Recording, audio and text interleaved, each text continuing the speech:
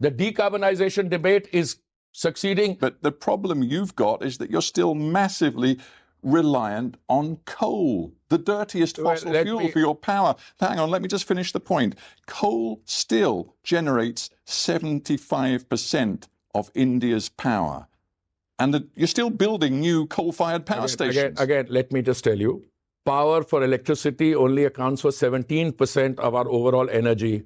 If you want to look at the total figure, see what is used in our refineries, and they're all moving into green hydrogen. The IOCL has 11 refineries, out of them 2 of them first, another 2. So there is a transition taking place which your briefing notes don't capture. Now, either you accept what I'm telling you as the energy, I should actually be called the energy transition minister, our biofuel blending on an increasing demand, 20% of that, it's a revolutionary scale change.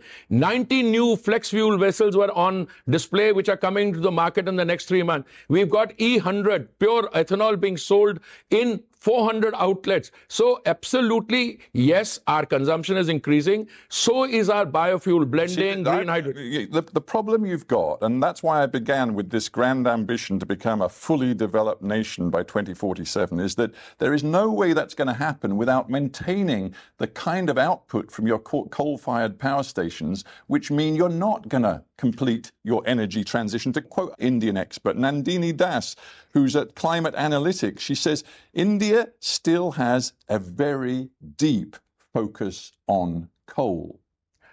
You are welcome to quote, I don't know who these people are, and certainly they don't figure in my discourse at all.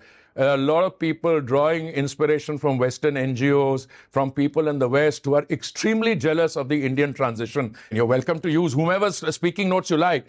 But if you're discussing a subject like energy transition, let me point you in 2 specific directions. Please look at the biofuels program and look at what's happening in the Indian green hydrogen field. The tender which IOCL has floated, nowhere in the world have you got this done. The first day I had a meeting with the then Energy Secretary of the United States, Jennifer Greenholm. She said the minute we can get to 1 for 1 for 1, that is 1 kilo of green hydrogen for $1 in 10 years, the energy side. We buy $150 billion of energy from outside. Today, the cost of green hydrogen has come down to 3.5, 4. The minute we bring it down to 2.5, fossil fuel is over. This kind of transition doesn't takes place through fossilized mindsets which say you will never become this. They said you'll never become a $5 trillion economy.